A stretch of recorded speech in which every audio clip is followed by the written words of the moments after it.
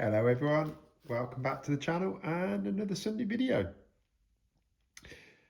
So this week, it won't be an overly long video. I've got a couple of updates to share and one or two things.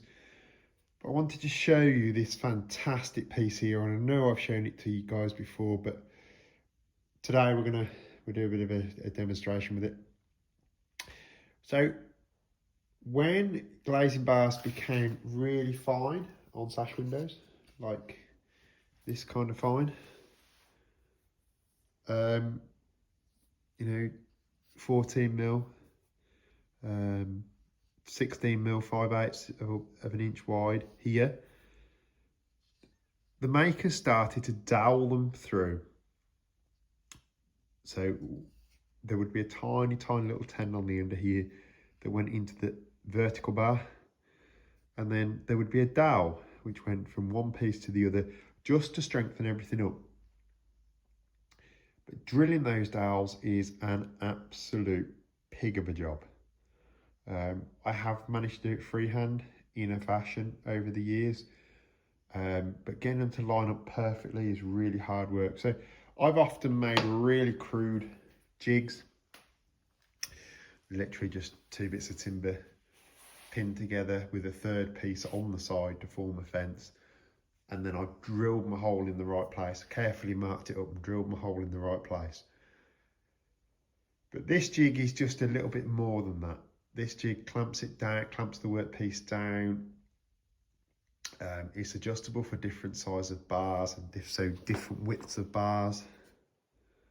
Okay, you can get much wider bars in. You can pull the hole, the bushing up and down. So if we see here, the bushing is adjustable up and down in this slot via this screw on the top. This whole block on this end moves side to side via these two screws here. And there's a steel insert in the bottom of there. And then these two square washers which fit nicely within that groove there. I think this is a manufactured piece. I don't think it's a user-made piece. It's just a bit too nice to be user-made. I wouldn't like to say what period it's from. Obviously during a period where they were making a lot of fine bar windows, so probably 1800s, just about, maybe 1800, 1810, somewhere like that. I don't think it's an 18th century. I don't think it's from the late 1700s. I do think this is an 1800s one. However, the others I've seen are slightly different. I've never seen another one like this. That's something that they don't come up often. I think probably because they've been lost or because makers were using crude shop-made jigs, possibly. Regardless of that, the doweling of windows is something that was happening on a regular basis. I see a lot of windows, in vernacular buildings, in not overly affluent areas, that are all doweled into place using a dowel jig, and they're really well doweled, so they must have been done using a jig. So yeah, we see all sorts of things, all sorts of windows of all sorts of status of buildings that are doweled. I've only ever seen one other. I've seen plenty, no, I haven't seen plenty of reference. I've seen reference to dowel jigs in historic texts when I've been looking, reading through things. On my quest for knowledge on how to actually make windows traditionally. So I've actually been studying for a long time the making of sash windows, how they were made, and what methods and what tools were used. Solely for my own interest, really, but also because I'm restoring these pieces, I need to know exactly how they were made to then sort of formulate a research, a repair plan for a window. It's no good setting out to repair a window if you don't know how it was made in the first place. So this, for me, was the missing link. I paid an awful lot of money for it. I paid far too much money for it, really. Probably because me and Richard were both bidding on the same thing. But yeah, Richard Arnold has one that looks even more decorative than mine. Look, well, mine's not decorative at all really, but Richard's is very decorative. I would imagine was made by one of the plane makers, Richards, because it's this block here is moulded in a very similar way to the fences on a Sash lister or on a play plane. And I should think his probably predates mine by 40 or 50 years, possibly a little bit more. But yeah, they're funky things when they come up. Unfortunately, they don't come up very often. But yeah, what an amazing little things. So, how was it used? Well, this one was quite simple. Okay, so I'm just going to slap this thumb screw off a little bit because it is a bit tight on this size of bar, this one. So, I'm going to slide the workpiece in, and I'm going to slide the workpiece in against this side fence here. I'm then going to use my locking rod, just pull it in a bit, and this slot here has a sloping ramp.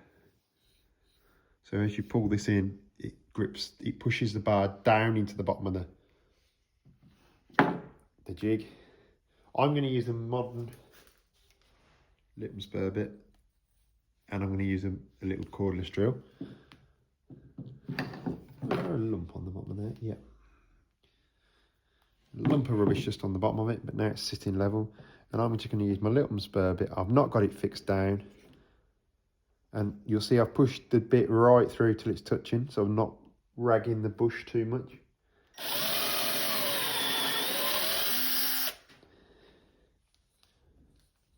And then if we slack it off, slide our workpiece out again, and you'll see we've got that repeatable hole again and again and again and again. Look at that, lovely. So they would now, with a dowel, they would fit together beautifully, those two. And that's what we want. So that is the sole purpose of a sash window doweling jig, and it is for the middle joints on the glazing bars, generally the horizontals, because the verticals are full length bars normally. But that would be the method of producing that 6mm hole for the dowel joint. So that's what I want to talk about today mostly, but we'll have a quick run through of what else is going on.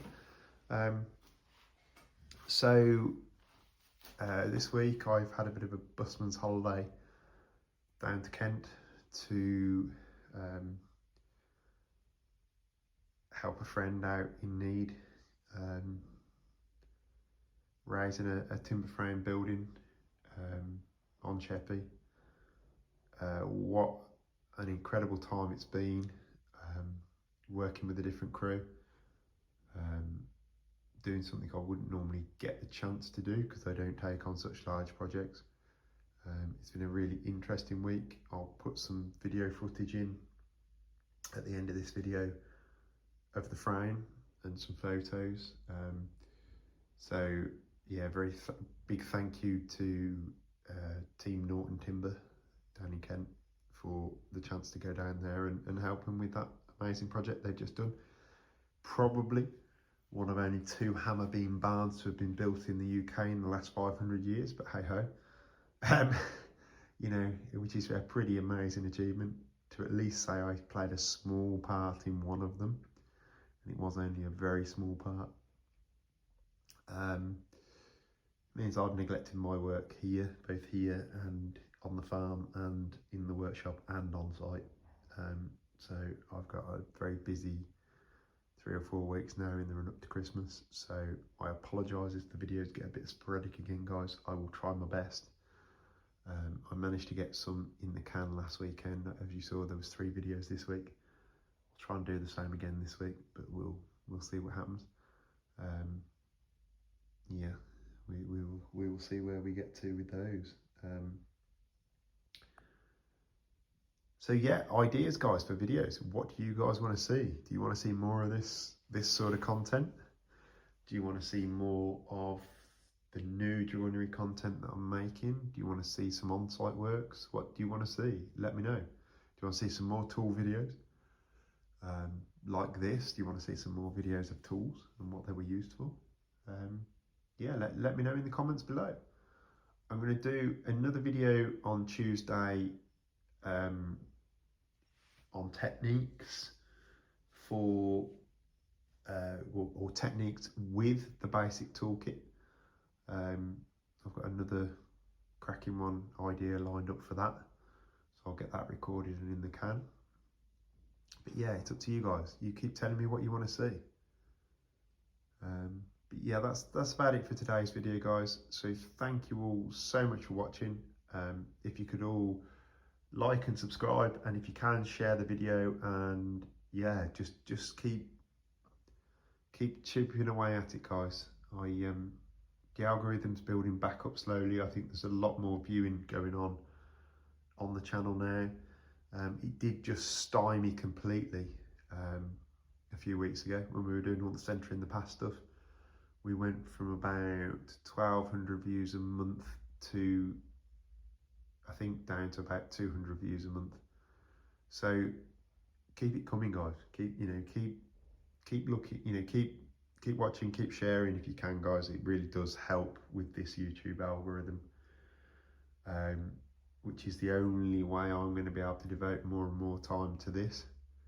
So yeah, and I'll see you all on the next video. Bye.